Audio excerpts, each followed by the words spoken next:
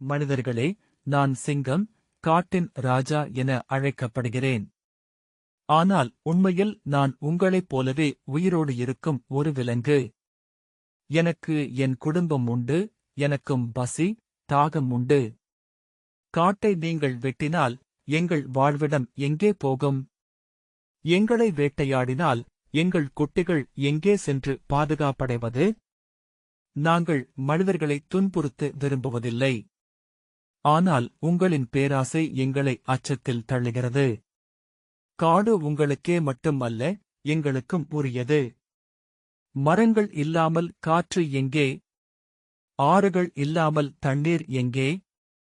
நீங்கள் காப்பாற்றினால் காடு உங்களுக்கு அருளும். நாங்கள் அனைவரும் இயற்கையின் பிள்ளைகள். நாங்கள் புலம்புவதற்கு பதிலாக ஒன்றிணைந்து வாழலாம். எங்களை அழித்தால் உங்களின் எதிர்காலமே அழியும். எங்களுக்கு உரிய இடம், சுதந்திரம் கொடுங்கள். அப்படிச் செய்தால் மனிதரும் விலங்கும் சாந்தியோடு வாழலாம்.